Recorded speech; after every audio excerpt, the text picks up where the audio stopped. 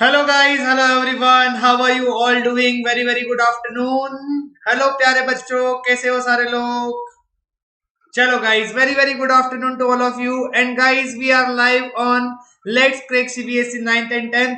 हम यहाँ पे लाइव है और हम पढ़ने वाले हैं आज बहुत ही अमेजिंग सेट टॉपिक, जिसकी हमने शुरुआत की थी 1 तारीख को, आपने देखा था। ठीक है, 3:30 बजे जो पहला पार्ट आया था इस सीरीज का। We are going to cover 100 most important MCQs from the life processes chapter से। हम 100 एमसीक्यूज जो मोस्ट प्रोबेबली आपके बोर्ड एग्जाम के लिए जरूरी है, आपको उनको करना चाहिए, देखना चाहिए, जिससे आपका मोस्ट प्रोबेबली जो क्वेश्चंस आपके आ सकते हैं उनको हम डिस्कस कर रहे हैं। Trust me guys, this MCQs are also very very important from the NTSC perspective. तो अगर आप सीबीएसई बोर्ड्स के पर्सपेक्टिव से देख रहे हैं या एनटीएससी के पर्सपेक्टिव से देख रहे हैं, तो ये जो क्विज सेशन है आपका, ये आपको बहुत हेल्पफुल होने वाला है। Because today is the part 2। आज है पार्ट 2। पार्ट 1 में हमने 1 से लेके 20 तक क्वेश्चन किए थे। आज हम 21 से लेके 40 तक करेंगे इस पार्ट 2 में। ठीक है, तो ऐसे 5 पार्ट आएंगे जिसमें 20 क्वेश्चंस की सीरीज रहेगी।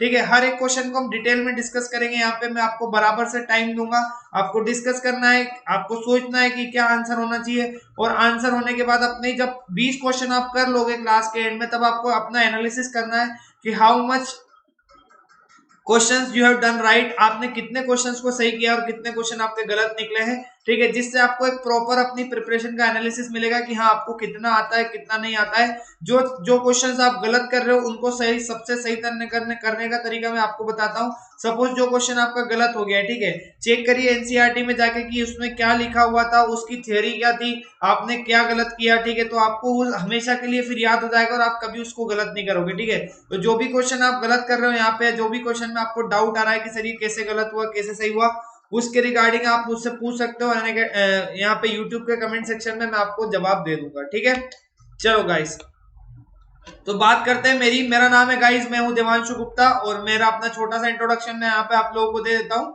ठीक है, सो है guys, my name is Devanshu Gupta and I am here to teach you biology. मैं आपको यहाँ पे इस पर्टिकुलर चैनल के ऊपर पढ़ाता हूँ बायोलॉजी 9th और 10th के बच्चों को। ठीक है, I have done my graduation from Devi Ahilya Vishwavidyalaya Indore. देवी अहिल्या विश्वविद्यालय इंदौर से मैंने अपनी ग्रेजुएशन की है, ये यूनिवर्सिटी है इंदौर की। और पिछले 3 सालों से मैं काफी सालों से बच्चों को पढ़ा रहा हूँ। मैंने अभी तक बहुत सारे बच्चों को पढ़ाया है, और मैंने एनटीएससी, आईजेएसओ, ओलंपियाड्स और सीबीएसई बोर्ड्स के जैसे एग्जाम और साथ ही साथ नीट और एम्स के लिए भी बच्चों को अभी तक मैं बायोलॉजी पढ़ा चुका हूं। तो आप लोग मेरी क्लासेस को अटेंड कर सकते हो। मेरी क्लासेस दोनों जगह अवेलेबल है, मतलब तीनों जगह अवेलेबल है। मैं अनअकैडमी के प्लस प्लेटफॉर्म के ऊपर भी अवेलेबल हूँ। साथ ही साथ मैं अनअकैडमी की स्पेशल क्लासेस, जहाँ पे हर कोई बच्चा ज्वाइन कर सकता है, वहां भी आप मुझे फॉलो कर सकते हो, वहां भी मेरी क्लासेस को अटेंड कर सकते हो। और आप यूट्यूब के ऊपर भी मेरी क्लासेस को अटेंड कर सकते हो। मेरी क्लासेस डेली 3:30 बजे यहाँ पे मेरी क्लास होती है यूट्यूब के इस चैनल के ऊपर। तो प्लीज आइए, आप अटेंड कीजिए क्लास को। और अगर आप प्लस का सब्सक्रिप्शन लेना चाहते हो तो आप सिंपली ले सकते हो। ये मेरा रेफरल कोड है, इन दोनों रेफरल कोड में से किसी भी रेफरल कोड के थ्रू अगर आप सब्सक्रिप्शन लोगे तो आपको 10% का डिस्काउंट मिल जाएगा। ठीक है, अब बात करते हैं हम क्या करने वाले हैं। This is the part 2, live processes वाले जो एमसीक्यूज हम करने वाले हैं उसका पार्ट 2 है। ये बेसिकली पार्ट 2 है। तो पार्ट 2 में हम डिस्कस करेंगे आज 21 से 40 तक के questions. So guys, are you ready? Are you ready for the quiz? ठीक है, पढ़ा है आपने अपनी, मुझे लगता है आप जबरदस्त तैयारी करके आए होंगे, और मैं भी अपने क्वेश्चंस की जबरदस्त तैयारी करके आया हूं। तो आज एक पर्टिकुलरली आज एक क्विज हो जाए। ठीक है, देखते हैं कि आप इस क्विज को फोड़ सकते हो कि नहीं फोड़ सकते हो। ठीक है, बोर्ड्स में अगर ऐसे क्वेश्चन आ जाएंगे आपको, ठीक है, तो आप उसको निकाल सकते हो नहीं निकाल सकते हो। ठीक है, तो ये हम डिस्कस करते हैं। ठीक है, इस चैप्टर बेटा वेरी वेरी इंपॉर्टेंट चैप्टर है। सबसे ज्यादा वेटेज अगर किसी चैप्टर का है आपका, तो वो इसी चैप्टर का है। और इस क्विज के थ्रू आपको माइन्यूट से माइन्यूट डिटेल देखने को मिलेगी। हर एक कॉन्सेप्ट जिससे हमने क्विज को उठाया है उसको मैं डिटेल में डिस्कस करूंगा, और फिर बताऊंगा आपको कि कोई आंसर जो मैंने टिक किया है तो वो क्यों है। ठीक है, क्लियर? चलो, सो गाइस, अनअकैडमी प्लस के ऊपर, प्लस प्लेटफॉर्म के ऊपर सब्सक्रिप्शन के ऊपर दो तरह के आपके सब्सक्रिप्शन अवेलेबल है। एक प्लस का सब्सक्रिप्शन है, एक आइकॉनिक का सब्सक्रिप्शन है। प्लस के ऊपर आपको मिलते हैं इंडिया के बेस्ट एजुकेटर्स, आपको मिलती है इंटरेक्टिव लाइव क्लासेस, आपको मिलते हैं लाइव टेस्ट और क्विजेस, और साथ ही साथ मिलता है आपको क्रिएटिव कॉर्नर का एक्सेस। इसके अलावा आप पीडीएफ डाउनलोड कर सकते हो, अपने डाउट क्लियर कर सकते हो। ठीक है, यहाँ पे अभी आपको मिलते हैं इंडिया के बेस्ट एजुकेटर्स। ठीक है, और आपको इंटरेक्टिव लाइव क्लास मिलती है, जहाँ पे आप अपनी क्लासेस में डाउट सॉल्व कर सकते हो, टीचर से बात कर सकते हो। लाइव टेस्ट और क्विजेस मिलते हैं आपको, साथ ही साथ क्रिएटिव यो कॉर्नर। तो ये चारों तो आपके बिल्कुल प्लस की तरह बिल्कुल सेम है, लेकिन यहाँ पे आपको मिल जाता है एक पर्सनल मेंटर, एक टीचर आपको मिलता है, एक मेंटर मिलता है जो आपको गाइड करेगा थ्रू आउट द ईयर कि आपको किस तरीके से अपनी 10th की प्रिपरेशन करना है, किस तरीके से 9th की प्रिपरेशन करना है, किस तरीके से आप मैक्सिमम मार्क्स स्कोर कर सकते हो। अगर आपका कोई डाउट है तो उसको लाइव सोल्व किया जाता है यहाँ पे। उसके साथ साथ ही आपको एक स्टडी प्लानर मिलता है। स्टडी प्लानर मतलब आपका वीकली टारगेट उसमें करते हैं, बना के देते हैं मंथली टारगेट कि आपको इस वीक में इतना इतना पढ़ना है। तो इस तरीके से आपको क्या मिलता है, गोल सेट किए जाते हैं आपके, और इस प्लानिंग के तरीके से आपकी पूरी स्टडी को क्या किया जाता है, प्रॉपर चैनलाइज किया जाता है ताकि आप मैक्सिमम आउटपुट आपको मिल सके। ठीक है, तो आइकॉनिक में आपको एक पर्सनल मेंटर जो मिलेगा उसकी हेल्प मिलती है आपको, और प्लस के ऊपर आपको बेस्ट एजुकेटर्स पढ़ाते हैं। तो आप जो चाहे वो सब्सक्रिप्शन ले सकते हैं। सब्सक्रिप्शन लेने के लिए आपका, अगर आप प्लस का सब्सक्रिप्शन लेते हो तो ये आपकी कुछ कॉस्ट है। 6 महीने का कोर्स आपका 9,000 का पड़ेगा, है ना, और 12 महीने का कोर्स आपका पड़ेगा 13,500 का, 18 महीने का कोर्स पड़ेगा आपका 18,000 का, और 24 महीने का कोर्स पड़ेगा आपका 22,500 का, और 36 महीने का पड़ेगा 32,400 का। ठीक है, जो भी कोर्स आप लेते हो उसके ऊपर अगर मेरा कोड यूज करोगे तो ये आपको कोड के बाद जो डिस्काउंटेड प्राइसेस है उसकी प्राइसेस मैंने बताई है, ये कोड आपको यूज करना है अगर आप 9,000 में 6 महीने का कोर्स लेना चाहते हो। ठीक है, क्योंकि इसकी इनिशियल प्राइस है 10,000 रुपए, और जैसे ही आप मेरा कोड यूज करोगे तो आपको 10% का डिस्काउंट मिल जाएगा। ठीक है, क्लियर। चलो, तो ये दोनों रेफरल कोड में से किसी भी कोड को यूज कर सकते हो आप। ठीक है, उसके साथ साथ ही आपको क्रिएटिव कॉर्नर का एक्सेस मिलता है। क्रिएटिव कॉर्नर में आपकी वेरियस एक्टिविटीज होती है, जैसे वैदिक मैथ्स हो गया, डूडलिंग हो गया, स्टोरी टेलिंग, रोबोटिक्स, ये सब आपको यहाँ पे सिखाई जाती है। ठीक है, चलो चलो गाइस, तो प्लीज, ठीक है, 1 मिनट के लिए सारी चीजें छोड़ दो। ठीक है ना, बिल्कुल क्या कर लो, बिल्कुल सारी चीजें छोड़ दो। क्विज स्टार्ट होने वाला है, just start. Focus on your mind, focus on your concepts which you have learned from me और which you have learned from any teacher. ठीक है, सारे कॉन्सेप्ट याद करने की कोशिश करो, बिल्कुल मेडिटेट कर लीजिए 1 मिनट के लिए, फिर स्टार्ट करूंगा मैं। बहुत ही मजेदार क्विज होगा, 20 क्वेश्चन, 10 क्वेश्चन करेंगे एकदम से, हर एक चीज को बिल्कुल एनर्जी कम नहीं होने देना है हमको, बिल्कुल डिटेल में डिस्कस करने वाले हैं कि क्या होगा कैसे होगा। ठीक है, चलो तो स्टार्ट करते हैं पहला क्वेश्चन। ठीक है, उसके पहले मैं बता दूं ये जो सीरीज है आपकी, ये 100 क्वेश्चन की सीरीज है जो हम कर रहे हैं लाइव प्रोसेसेस वाले चैप्टर के ऊपर। ठीक है, और ये जो आपके क्विज है ये सीबीएसई 10th बोर्ड और एनटीएससी दोनों के लिए काफी इंपॉर्टेंट है। दोनों की एग्जाम की प्रिपरेशन जो बच्चे कर रहे हैं वो इसमें पार्टिसिपेट कर सकते हैं। ठीक है, सारे क्वेश्चंस को अटेम्प्ट करिए और चेक करिए कि आपको कितना आता है कितना नहीं आता है। अगर आपको कोई डाउट है तो आप कमेंट सेक्शन में मेंशन कर सकते हो, राइट कर सकते हो, मैं हर एक का आपका क्या करूंगा, आंसर कर दूंगा वहां पे। ठीक है, ठीक है,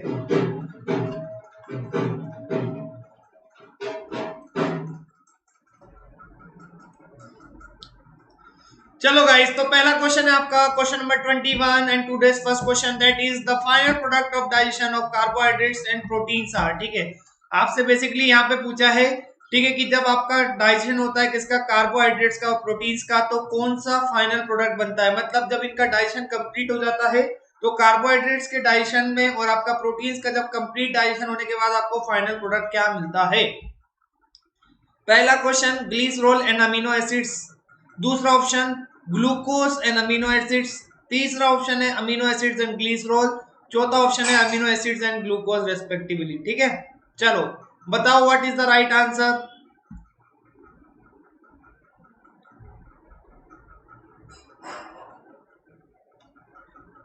कार्बोहाइड्रेट्स का और प्रोटीन्स का डाइजेशन जब कंप्लीट हो जाएगा तो आपका सही जवाब क्या होगा, क्या मिलता है आपको कार्बोहाइड्रेट्स का डाइजेशन के बाद, प्रोटीन्स का डाइजेशन के बाद। You have 10 more seconds. ठीक है, 10 सेकंड है आपके पास, फटाफट सोचिए। 10 9 8 7 6 5 4 3 2 1।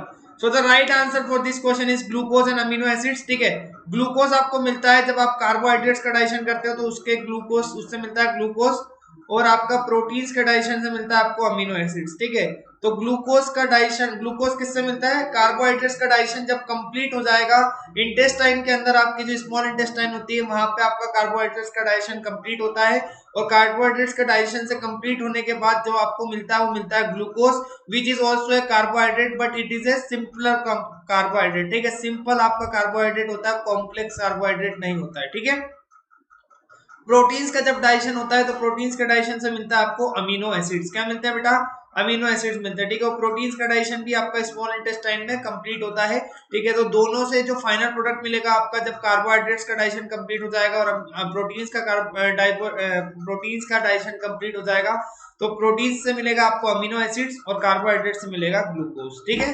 नेक्स्ट,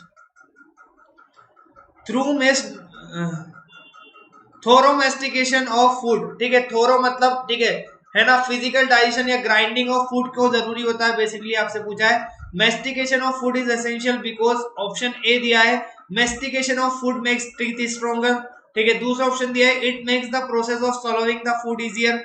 तीसरा ऑप्शन दिया है, by this process bigger pieces of food are broken down into smaller pieces. और चौथा ऑप्शन दिया आपका, bigger pieces of food are broken down into smaller pieces and saliva is properly mixed with it, ठीक है। चलो बताओ क्या होगा इसका आंसर। You have 30 seconds. चारों ऑप्शन देखिए और आपका ये सोचिए कि आज जब फूड को जो चबाते हैं हम, ग्राइंडिंग करते हैं अपने मुंह के अंदर, वो क्यों की जाती है, क्यों जरूरी है वो आपका डाइजेशन की प्रोसेस के अंदर, जो हम फूड को ग्राइंड करते हैं उसका ग्राइंड करना क्यों जरूरी होता है, ठीक है। सोचो, 30 सेकेंड है आपके पास, ठीक है, फिर मैं आपको आंसर देता हूं।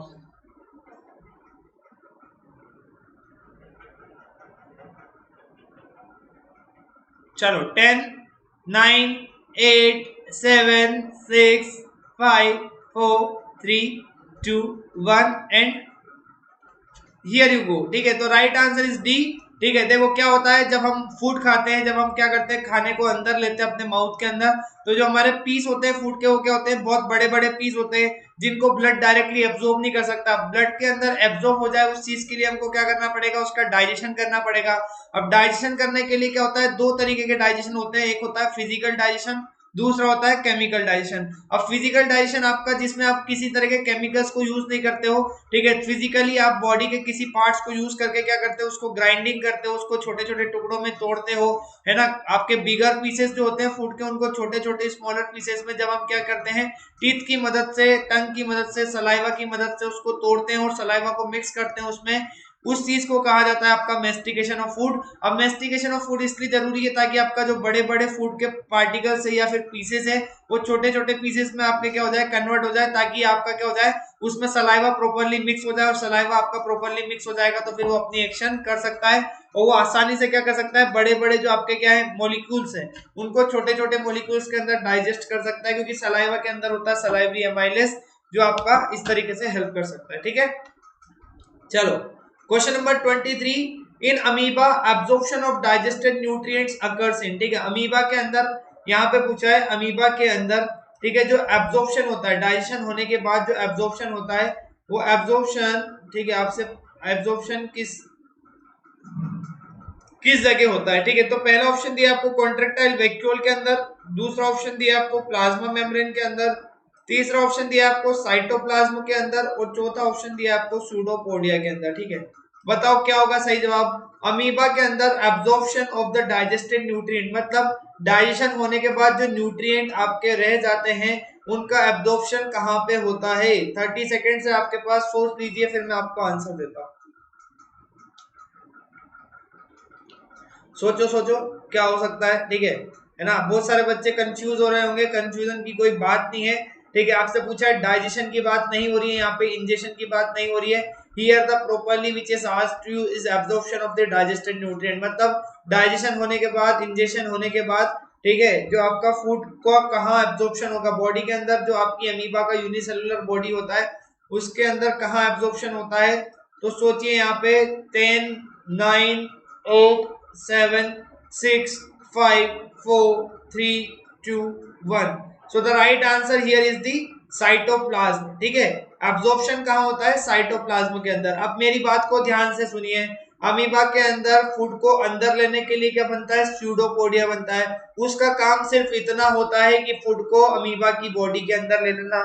जब फूड बॉडी की अमीबा की बॉडी के अंदर चले जाएगा तो वो कहाँ जाता है, वो जाता है कॉन्ट्रेक्टाइल वैक्यूल के अंदर। कॉन्ट्रेक्टाइल वैक्यूल के अंदर उसका डाइजेशन, और डाइजेशन होने के बाद उसका, ठीक है, वो चले जाता है आपका कॉन्ट्रेक्टाइल वैक्यूल के अंदर। जो भी न्यूट्रिएंट बचते हैं उसको कौन एब्जॉर्ब कर लेता है, it is absorb by the cytoplasm, ठीक है। तो अमीबा की बॉडी के अंदर जो भी डाइजेस्टेड न्यूट्रिएंट्स होते हैं उनका एब्जॉर्प्शन कौन करता है, साइटोप्लाज्म के अंदर उनका एब्जॉर्प्शन होता है। क्लियर, प्लीज याद रखिएगा इसको। इंजेशन मतलब फूड को अंदर कौन लेता है, स्यूडोपोडिया की मदद से आपका फूड का इंजेस्ट किया जाता है। कॉन्ट्रेक्टाइल वैक्यूल के अंदर फूड का डाइजेशन होता है, लेकिन एब्जॉर्प्शन की जहां बात आएगी तो एब्जॉर्प्शन आपका क्या होता है, साइटोप्लाज्म के अंदर। अमीबा की सेल की बॉडी के साइटोप्लाज्म के अंदर उसके डाइजेस्टेड न्यूट्रिएंट का एब्जॉर्प्शन होता है। ठीक है, क्लियर। चलो नेक्स्ट, चलो नेक्स्ट क्वेश्चन पूछा है आपको, coiled and well developed alimentary canal first developed in, ठीक है, आपसे पूछा है कौन से ऑर्गेनिज्म के अंदर सबसे पहले कोइल्ड और well developed alimentary canal develop हुई थी। ऑप्शन दिए आपको, पहला ऑप्शन है प्रोटोजोअन्स, दूसरा ऑप्शन है मेमल्स, तीसरा ऑप्शन है आर्थ्रोपोड्स और चौथा ऑप्शन है आपके पोरीफेरस। सोचिए, coiled and well developed alimentary canal is basically digestive tract और जिसको हम कहते हैं गट। ठीक है, तो सबसे पहले कौन से ऑर्गेनिज्म के अंदर कोइल्ड और well developed alimentary canal develop हुई थी सबसे पहले। ठीक है, कोइल्ड और वेल डेवलप्ड लिखा है बेटा, ध्यान लगाइए क्या होगा आंसर। 30 सेकेंड है आपके पास, सोच लीजिए क्या होगा आंसर, सोचो सोचो। ठीक है, क्वेश्चन में देखोगे तो ही आंसर मिल जाएगा, कोइल्ड एंड वेल डेवलप्ड लिखा है। और वेल डेवलप्ड अगर आप इवोल्यूशन के टर्म्स में जाओगे, हियरार्की के टर्म्स में जाओगे तो आपको समझ में आएगा। 9th का chapter diversity in living organism जब आपने पढ़ा होगा तो आपको समझ में आएगा कि डेवलप कैसे होता है ऑर्गेनिज्म। जितना ज्यादा कॉम्प्लेक्स ऑर्गेनिज्म होगा उतना ज्यादा उसके अंदर डेवलपमेंट देखने को मिलेगा। इसलिए आंसर क्या होगा यहाँ पे, coiled and well developed alimentary canal first developed in the mammals.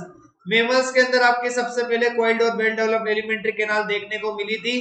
Protozoans तो बहुत ही छोटे ऑर्गेनिज्म होते हैं जिसके अंदर एक सेल, दो सेल या फिर मल्टी सेलुलर ऑर्गेनिज्म होते हैं, तो वहां पे बॉडी प्लान जो होता है, बॉडी का ऑर्गेनाइजेशन जो होता है, स्ट्रक्चर जो होता है वो इतना कॉम्प्लेक्स नहीं होता, और कॉम्प्लेक्स स्ट्रक्चर के नहीं होगा तो आपका एलिमेंट्री कैनाल वहां पे नहीं देखने को मिलता है। सेम विद दी पोरीफेरेंस के अंदर भी आपने पढ़ा होगा, ठीक है, कि वहां पे कोइल्ड और वेल डेवलप्ड एलिमेंट्री कैनाल नहीं देखने को मिलता है। कोइल्ड और वेल डेवलप्ड एलिमेंट्री कैनाल आपको देखने को मिलेगा मैमल्स के अंदर। ठीक है, कि मैमल्स के अंदर क्योंकि क्या होता है, ये मेमल्स अगर आप देखोगे तो सबसे, ठीक है, क्या है, सबसे ज्यादा आपके डेवलप्ड ऑर्गेनिज्म है, सबसे ज्यादा आपके क्या है, कॉम्प्लेक्स ऑर्गेनिज्म है, सबसे ज्यादा उनका क्या है, कॉम्प्लेक्स बॉडी स्ट्रक्चर होता है।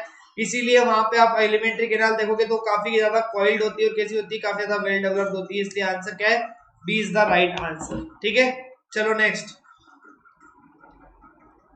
The part taken by food material after ingestion is prepared by, ठीक है, आपको ये बताना है यहाँ पे, ठीक है ना, कि फूड को हम जब हमारी बॉडी के अंदर ले लेते हैं तो उसके बाद वो कौन से पाथ में मूव करता है। ठीक है, मतलब फूड का इंजेशन करने के बाद फूड का जो पाथ होता है बॉडी के अंदर वो कहां से कहां जाता है, फूड की जर्नी कैसे होती है, ये आपको बताना है।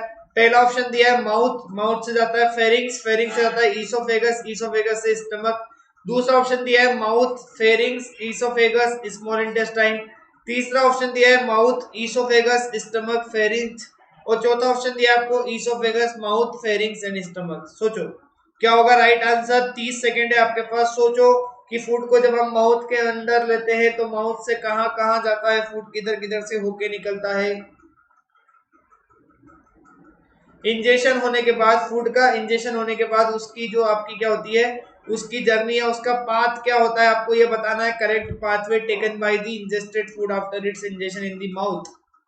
ठीक है, तो 10 9 8 7 6 5 4 3 2 1, here is the right answer. देखो सबसे पहले माउथ, माउथ से जाता है फेरिंग्स, फेरिंग्स से जाता है ईसोफेगस, ईसोफेगस से जाता है स्टमक, और स्टमक से जाता है आपका स्मॉल इंटेस्टाइन, स्मॉल इंटेस्टाइन से लार्ज इंटेस्टाइन, लार्ज इंटेस्टाइन से एनस से बाहर हो जाता है। ठीक है, तो आपका फूड कहां से आता है, फूड से आता है माउथ, माउथ से बकल केविटी, बकल केविटी से फेरिंग्स, फेरिंग्स से oesophagus, small intestine sorry stomach, stomach से स्मॉल इंटेस्टाइन, लार्ज इंटेस्टाइन, और लार्ज इंटेस्टाइन के आखिर में एनस से आपका अनडाइजेस्टेड फूड बाहर निकल जाता है। ठीक है, तो this is the part taken by food material after ingestion is, ठीक है, इंजेशन मतलब फूड को जब आप बॉडी के अंदर ले लेते हो तो उसके बाद आपका जो पाथ होता है वो क्या होता है, it is the A is the right answer, क्योंकि माउथ से जाता है बकल केविटी, बकल केविटी से फेरिंग्स, फेरिंग्स से ईसोफेगस, ईसोफेगस से स्टमक। ठीक है, clear.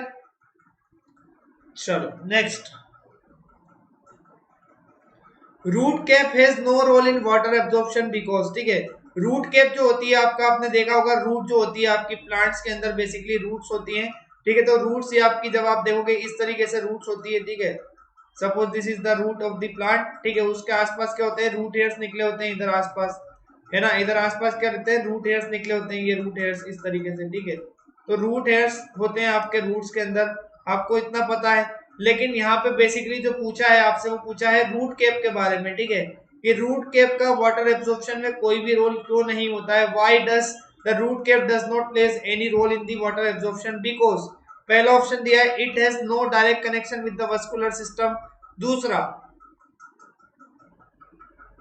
It has no cells containing chloroplast, इसके पास कोई सेल्स नहीं होते जिसके अंदर क्लोरोप्लास्ट होता है, तीसरा it has no root hairs, इसके अंदर कोई रूट हेयर्स नहीं होते हैं, चौथा ऑप्शन दिया है it has loosely arranged cells, इसके अंदर बहुत ही लूजली अरेंज्ड सेल्स पाए जाते हैं। बताओ क्या क्या है, what is the right reason, what is the correct option, ठीक है, why does the root cap has no role in the water absorption, बताओ क्या होगा आंसर। 30 सेकेंड है आपके पास, सोच लीजिए, फिर मैं आपको आंसर देता हूँ, बोल देता हूँ मैं आपको, ठीक है।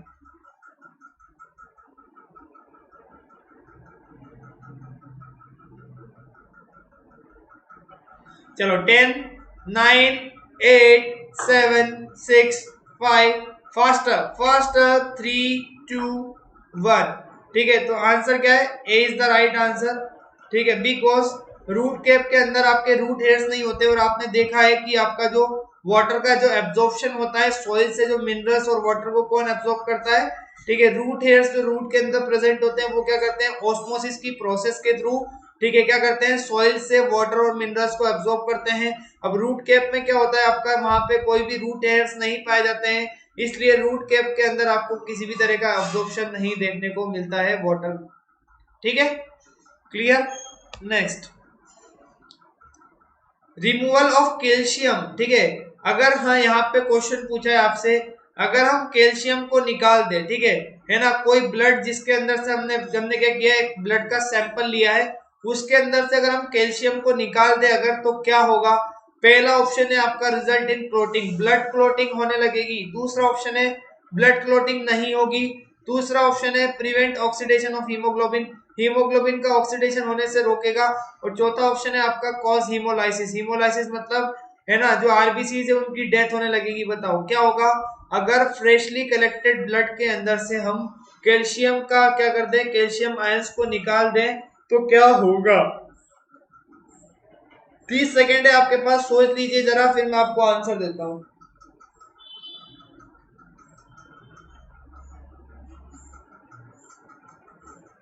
चलो 10 9 8 7 6 5 4 3 2 1, तो गाइस आंसर इसका B is the right answer.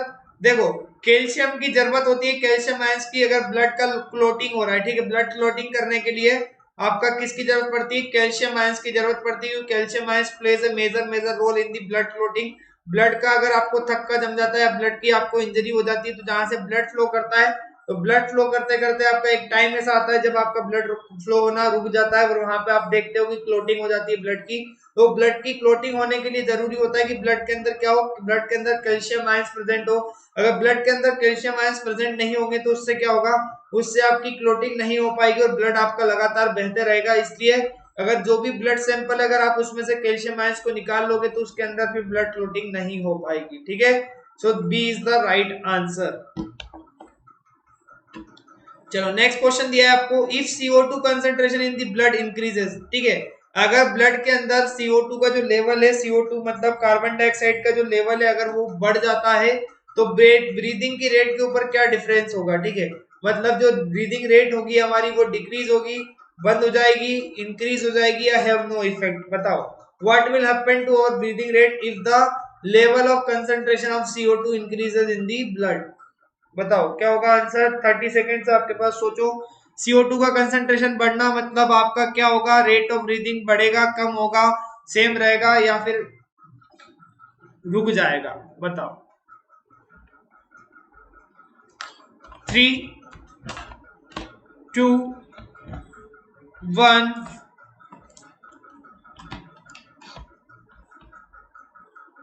Here is the पोल। देखो भाई क्या होता है, CO2 का कंसंट्रेशन बढ़ा मतलब ब्लड के अंदर CO2 का कंसंट्रेशन बढ़ेगा, मतलब आपका डीऑक्सीनेटेड ब्लड हो गया, है ना, ज्यादा कंसंट्रेशन। अगर आपका O2 का कम कंसंट्रेशन है, कार्बन डाइऑक्साइड का ज्यादा कंसंट्रेशन है, तो उससे क्या होगा, ब्लड के अंदर आपका क्या होगा, CO2 का लेवल बढ़ जाएगा, और CO2 का लेवल बढ़ गया मतलब ब्लड कैसा हो गया, डीऑक्सीनेटेड ब्लड। और डीऑक्सीनेटेड ब्लड के लिए आपको क्या करेगी, उसको प्योर करने के लिए, उसको ऑक्सीनेटेड करने के लिए आपको ऑक्सीजन की जरूरत पड़ेगी। अब ऑक्सीजन की जरूरत आपको कब मिलेगी, जब ब्रीदिंग फास्ट होगी, ठीक है। तो ब्रीदिंग की रेट क्या हो जाती है, इंक्रीज हो जाती है। जैसे ही आपका CO2 का कंसंट्रेशन बढ़ने लगता है, ठीक है, आपकी रेट ऑफ ब्रीदिंग क्या होती है, आपकी बढ़ जाती है, आपकी फास्टर हो जाती है, ठीक है। तो CO2 कंसंट्रेशन अगर ब्लड के अंदर आपका बढ़ेगा तो आपको क्या देखने को मिलेगा कि आपके rate of breathing will be more increases, ठीक है। नेक्स्ट क्वेश्चन, चलो। The phenomenon of uptake of water at the expense of energy by the cells and usually against the osmotic gradient is known as, ठीक है। मतलब ऐसा phenomena जिसमें क्या करता है, ठीक है, जो सेल्स होते हैं वो क्या करते हैं, वाटर का अपटेक करते हैं एनर्जी को खर्च करके अगेंस्ट द ऑस्मोटिक ग्रेडियंट। तो उसको क्या कहा जाता है, एक्टिव एब्जॉर्प्शन कहते हैं, पैसिव एब्जॉर्प्शन कहते हैं, ऑस्मोसिस कहते हैं या डिफ्यूजन कहते हैं, ठीक है। जब किसी भी सेल के अंदर, ठीक है, जो वाटर का अपटेक किया जा रहा है, वाटर को यूटिलाइज किया जा रहा है by the expense of energy, ठीक है, तो ऐसे ऐसे ऐसे फिनोमिना को आप क्या कहेंगे, active absorption, passive absorption, osmosis और डिफ्यूजन। बताओ। The phenomenon of uptake of water at the expense of energy by the cells and usually against the osmotic gradient is known as active absorption, passive absorption, osmosis और diffusion, ठीक है। 30 second है आपके पास, सोच लीजिए, फिर मैं आपको आंसर देता हूं।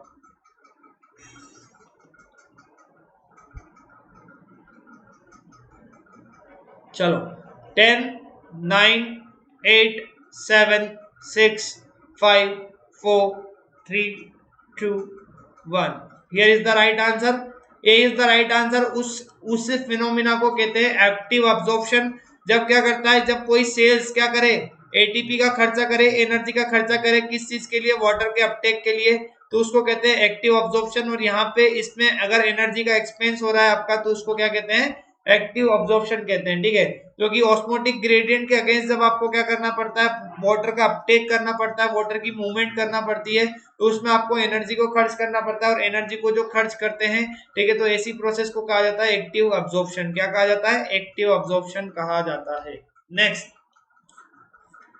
आपको इनमें से बताना है करेक्ट स्टेटमेंट कौन सा है, ठीक है। You have to tell me which is the correct statement. पहला ऑप्शन दिया है roots of plant respire through lenticels and stomata, और दूसरा ऑप्शन दिया आपको stem of plant respires through lenticels, ठीक है। अब सी ऑप्शन दिया आपको both A and B are correct, और आपका डी ऑप्शन दिया है both A and B are incorrect. बताओ क्या होगा राइट आंसर। पहला ऑप्शन दिया है roots of plant respire through lenticels and stomata, दूसरा दिया है आपको stem of plant respire through lenticels. अब आपको बताना है अगर दोनों सही है तो सी पे क्लिक करिए, दोनों गलत है तो डी पे क्लिक करिए, और जो सही है, अगर दोनों में से एक गलत एक सही है तो जो सही है उसके ऊपर क्लिक करिए। 30 सेकंड का टाइम है आपके पास, फिर मैं आपको पोल देता हूं। 3 2 1, हियर इज द पोल, ठीक है। तो B is the right answer. देखो यहाँ पे क्या है, पहला स्टेटमेंट जो है गलत है। Roots of plant respire through root hairs, root hairs के थ्रू रेस्पिरेशन करती है, लेंटिसेल और स्टोमेटा के थ्रू नहीं करती है, इसलिए आंसर क्या होगा, ए आपका गलत हो गया। अब ए गलत हो गया तो आपका क्या है, बी को चेक करते हैं। Stem of plant respire through lenticels, बिल्कुल सही जवाब है कि आपकी जो स्टेम्स होती है प्लांट की, वो किसके थ्रू रेस्पिरेशन करती है, वो रेस्पिरेशन करती है आपका लेंटिसेल्स के थ्रू, तो इसलिए आपका क्या हो गया, बी आपका सही जवाब है। तो ए आपका क्या था, ए आपका गलत है, बी सही है, ठीक है। तो आप देख लो यहाँ पे कि आपका ए गलत बी सही, तो बी के ऊपर आपका आंसर जाएगा, क्योंकि सी, यहाँ तो सी में आपको दिखा रहा है कि दोनों ही सही है और दोनों ही गलत है, ठीक है। लेकिन जब हम चेक कर रहे हैं तो पहला सही है और दूसरा गलत, पहला गलत है और दूसरा सही है, इसलिए आंसर क्या होगा, B is the right answer, ठीक है। Next, a mature erythrocyte, mature erythrocyte मतलब mature RBC red blood cells has typical characteristics of, ठीक है। एक टिपिकल आरबीसी जो होता है, मेच्योर ह्यूमन आरबीसी, उसके अंदर किसके कैरेक्टरिस्टिक्स पाए जाते हैं। पहला ऑप्शन दिया आपको यूकैरियोटिक सेल के, दूसरा ऑप्शन दिया आपको प्रोकैरियोटिक सेल के, तीसरा ऑप्शन दिया आपको बोथ यूकैरियोटिक और प्रोकैरियोटिक के, और डी ऑप्शन दिया आपको नाइदर यूकैरियोटिक नो प्रोकैरियोटिक। बताओ क्या होगा right answer. A mature human RBC, RBC मतलब red blood cells has the typical characteristics of eukaryotic cell, prokaryotic cell, eukaryotic and prokaryotic, और neither eukaryotic nor prokaryotic। बताओ क्या होगा आंसर। 30 सेकंड है आपके पास, सोच लीजिए मेच्योर ह्यूमन आरबीसी के अंदर किसके टिपिकल कैरेक्टरिस्टिक्स पाए जाते हैं।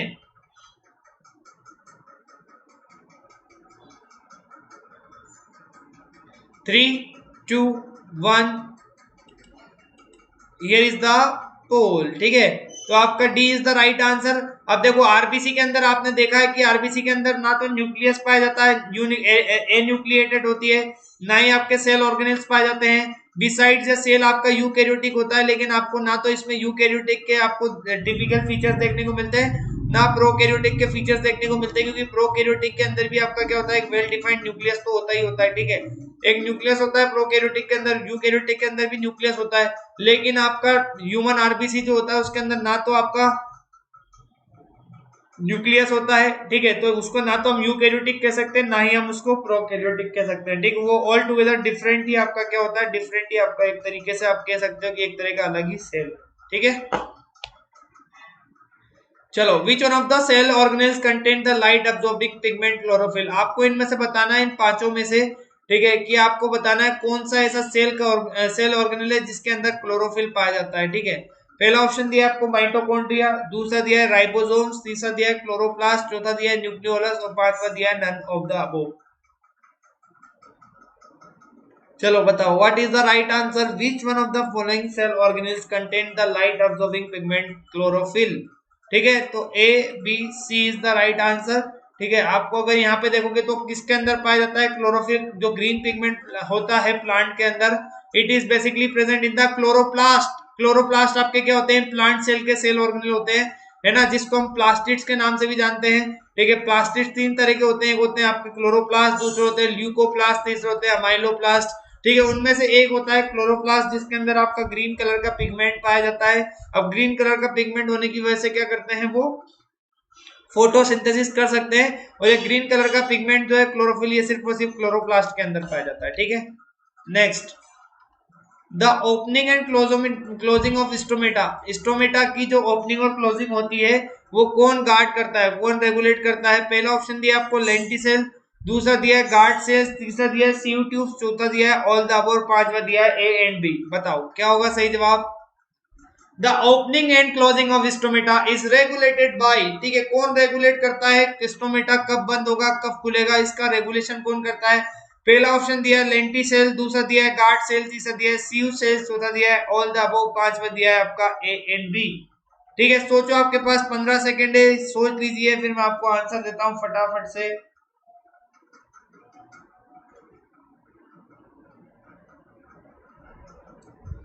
चलो, 3, 2, 1, हियर इज द पोल। ठीक है, तो opening and closing of stomata is regulated by guard cells. जो गार्ड सेल्स होते हैं आपके, वो क्या करते हैं, उसके अंदर जब टर्गर प्रेशर में चेंज होता है तो उसकी अकॉर्डिंगली क्या होता है आपका, अगर टर्गर प्रेशर आपका क्या होगा, ज्यादा होगा तो आपका स्टोमेटा बंद हो जाएगा, और टर्गर प्रेशर आपका नॉर्मल होगा तो आपका क्या हो जाएगा, आपका स्टोमेटा ओपन हो जाता है। इस तरीके से आपका क्या होता है, इस तरीके से ओपनिंग और क्लोजिंग होती है स्टोमेटा के अंदर। ठीक है, क्लियर। नेक्स्ट, आपको बताना है इनमें से विच one of the following is a parasite. अब पैरासाइट क्या होता है, पैरासाइट वो ऑर्गेनिज्म होते हैं जो दूसरे की बॉडी से क्या करते हैं, दूसरे की बॉडी से क्या करते हैं, अपनी फूड रिक्वायरमेंट को फुलफिल करते हैं।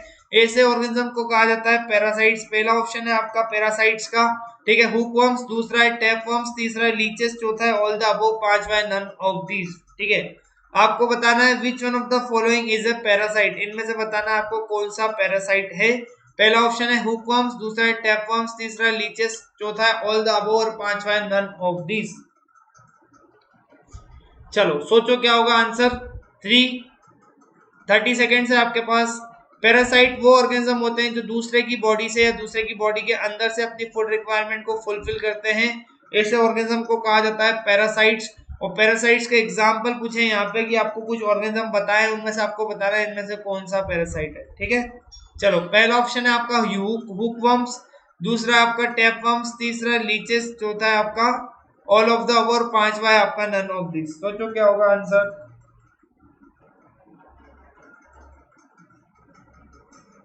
चलो, 3, 2, 1, हियर इज द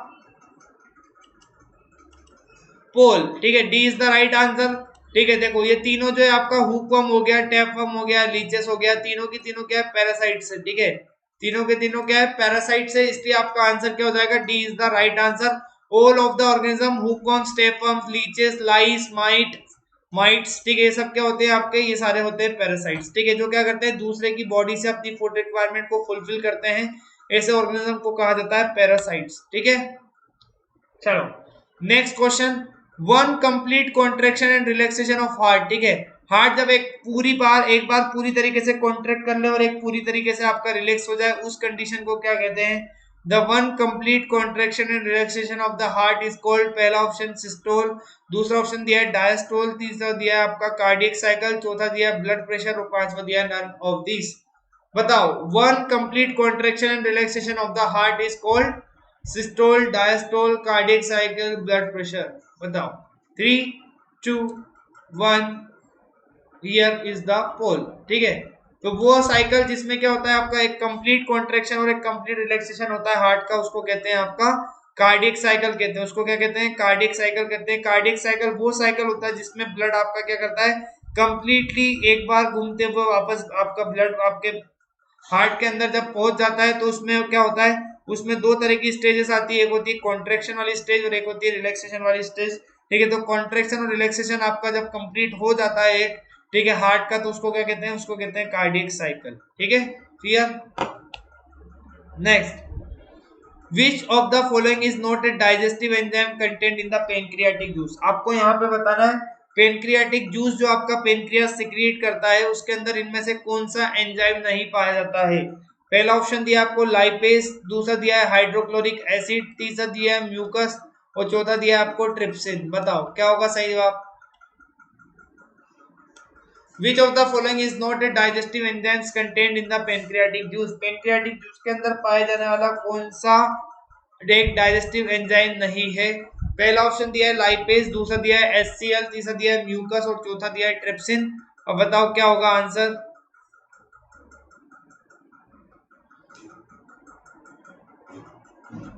चलो 3 2 1, हियर इज द पोल, ठीक है। तो अगर आप HCl को देखोगे और आप किसको देखोगे, म्यूकस को देखोगे, तो आपको समझ में आ ही जाएगा HCl कौन सिक्रीट करता है, गैस्ट्रिक ग्लैंड सिक्रीट करता है, म्यूकस भी कौन सिक्रीट करता है, गैस्ट्रिक ग्लैंड सिक्रीट करते हैं। This both are not the digestive enzymes obtained in the pancreatic juice, इसलिए आंसर क्या है आपका, C is the right answer, ठीक है। चलो, the enzymes pepsin and trypsin are secreted respectively by, ठीक है, आपको बताना है जो एंजाइम है पेप्सिन और ट्रिप्सिन, इनको कौन सिक्रेट करता है, पेप्सिन को कौन सिक्रेट करता है और ट्रिप्सिन को कौन सिक्रेट करता है। तो पेप्सिन को कौन करता है सोच लीजिए, ट्रिप्सिन को कौन करता है सोच लीजिए, ठीक है। पिक्चर बनाने ड्राइंग की कॉपी लेके मत बेंच जाना कि यहाँ सब सोच ही रहते और आपने आगे बढ़ा दिया, ठीक है। आप सारे डायग्राम देख चुके हो, आपको याद है, सारा सब कुछ पढ़ चुके हो, आपको सिंपली इतना बताना है कौन सा एंजाइम्स किसके द्वारा सिक्रेट किया जाता है, ठीक है। चलो, तो 30 सेकेंड से आपके पास सोच लीजिए जरा, पेप्सिन को कौन सिक्रेट करता है, ट्रिप्सिन को कौन सिक्रेट करता है, ठीक है। तो पेप्सिन को सिक्रेट करता है आपका गैस्ट्रिक ग्लैंड जो पाए जाते हैं स्टमक के अंदर, और ट्रिप्सिन को सिक्रेट करता है पेनक्रियास जो आपका प्रेजेंट होता है। पेनक्रियास एक ग्लैंड होता है जिसमें आपका क्या होता है, जो सिक्रेट करता है पेनक्रियाटिक जूस। इस पेनक्रियाटिक जूस के अंदर 3 एंजाइम पाए जाते हैं बेसिकली। पहला होता है आपका कौन सा, पहला होता है आपका पेनक्रियाटिक अमाइलेज, दूसरा होता है ट्रिप्सिन और तीसरा होता है लाइपेज, ठीक है। चलो, the enzyme content in the pancreatic juices, ठीक है, पेनक्रियाटिक जूस के अंदर पाए जाने वाले एंजाइम्स किसके डाइजेशन में हेल्प करते हैं। तो पेनक्रियाटिक जूस के अंदर कितने एंजाइम्स पाए जाते हैं, 3 एंजाइम्स पाए जाते हैं। पहला पाया जाता है पहला पाया जाता है आपका पेनक्रियाटिक जूस के अंदर पहला एंजाइम जो पाया जाता है वो होता है पेनक्रियाटिक अमाइलेज, दूसरा होता है आपका ट्रिप्सिन और तीसरा होता है आपका लाइपेज, ठीक है। तो आपको बताना है कौन से ऐसे एंजाइम्स है जो आपका पेनक्रियाटिक जूस के अंदर किसकी किसकी डाइजेशन में हेल्प करते हैं, ठीक है। पहला ऑप्शन दिया आपको फैट्स एंड कार्बोहाइड्रेट्स, दूसरा दिया है प्रोटीन्स एंड फैट्स, तीसरा दिया है प्रोटीन्स एंड कार्बोहाइड्रेट्स और चौथा दिया है प्रोटीन फैट्स एंड कार्बोहाइड्रेट्स। बताओ क्या होगा सही जवाब। The enzymes content in the pancreatic juices help in the digestion of, ठीक है, किसके डाइजेशन में हेल्प करते हैं पेनक्रियाटिक जूस में पाए जाने वाले एंजाइम्स, ठीक है। सोचो पेनक्रियाटिक जूस 3 कंपोनेंट 3 एंजाइम पाए जाते हैं, कौन किसका डाइजेशन करेगा, सोचो जरा। 3 2 1, हियर इज द पोल। ठीक है। तो पेनक्रियाटिक जूस जो होता है आपका, उसके अंदर 3 एंजाइम्स पाए जाते हैं। तीनों एंजाइम्स बेसिकली क्या होते हैं, आपके हेल्प करते हैं। पहला एंजाइम जो होता है वो होता है आपका, क्या होता है, ट्रिप्सिन, जो प्रोटीन्स का डाइजेशन करेगा। दूसरा होता है आपका लाइपेज, जो इमल्सिफाइड फैट्स का डाइजेशन करेगा। और तीसरा होता है आपका कार्बोहाइड्रेट्स, जो आपका क्या होता है, ठीक है, जिसका डाइजेशन कौन करता है, पेनक्रियाटिक अमाइलेज करता है। ठीक है। Next, the process of solvent particles from the region of less solute concentration to a region of high solute concentration। ठीक है। सो हाई सोल्यूट कंसेंट्रेशन दे रखा है और यहाँ पे दे रखा है लेस सोल्यूट कंसेंट्रेशन। मतलब लेस सोल्यूट कंसेंट्रेशन मतलब हाई सोलवेंट कंसेंट्रेशन, और यहाँ पे आपको दिया है हाई सोल्यूट कंसेंट्रेशन मतलब लेस सोलवेंट कंसेंट्रेशन, मतलब through a semi permeable membrane. ठीक है। तो आप सोचिए यहाँ पे the process of diffusion of solvent particles from the region of less solute concentration to a region of high solute concentration through a semi permeable membrane is known as, इसको क्या कहते हैं, तो इसको कहते हैं ऑस्मोसिस। ठीक है। बचपन से पढ़ते आ रहे हैं कि सेमी परमेबल मेम्ब्रेन के थ्रू जब क्या करते हैं, आपके कोई भी substances move in and move out करते हैं, तो उस प्रोसेस को कहा जाता है, उसको कहा जाता है ऑस्मोसिस। उसको क्या कहा जाता है, ऑस्मोसिस कहा जाता है। ठीक है। क्लियर। चलो गाइस, तो आई होप आपको मजा आया होगा आज की क्लास के अंदर, है ना। आई होप आपने सारे क्वेश्चन कर लिए होंगे। अगर आपको नहीं समझ में आया कोई चीज तो आप मुझसे पूछ सकते हो कमेंट सेक्शन के अंदर, अगर आपको किसी क्वेश्चन में डाउट है तो। ठीक है। Please ask me if you have any kind of doubt in the comment section. ठीक है। मैं आपको यहाँ पे बिल्कुल आपकी डाउट्स को सॉल्व करूंगा। और अगर आपका कुछ रह गया है, अगर आपको किसी क्वेश्चन में डिफिकल्टी है, तो प्लीज कमेंट सेक्शन में मेंशन कर दीजिए। ठीक है। I will explain each and everything. Okay. चलो गाइस, तो आप क्या कर सकते हो, अगर आपने अभी तक सब्सक्रिप्शन नहीं लिया है तो आप प्लीज इस सब्सक्रिप्शन को ले लीजिए, अनअकैडमी प्लस के सब्सक्रिप्शन को। ये आपको हेल्प करेगा अपनी प्रिपरेशन को कंटिन्यू करने में। ठीक है। ओके गाइस, तो अभी तक हम इस सीरीज के 2 पार्ट कर चुके हैं। पहला आपका जो पार्ट किया था हमने 1 नवंबर 2020 को, जिसमें हमने पहले से क्वेश्चन नंबर 1 से लेकर 20 तक किया है। और दूसरा पार्ट हमने आज कर रहे हैं 3 नवंबर 2020 को, जिसमें हम कर रहे हैं क्या, 21 से लेकर 40 नंबर तक के क्वेश्चन। ठीक है। जब पार्ट 3 आएगा आपका 4 नवंबर को, जिसमें हम क्या डिस्कस करेंगे, in which we are going to discuss about the question number 41 to 60। ठीक है। इस तरीके से 20 क्वेश्चंस के हम लेक्चर लेके आएंगे, जिसमें आप अपने क्वेश्चंस को चेक कर सकते हो, अपनी प्रिपरेशन को चेक कर सकते हो कि आपको कितना आता है और कितना नहीं आता। ठीक है। क्लियर।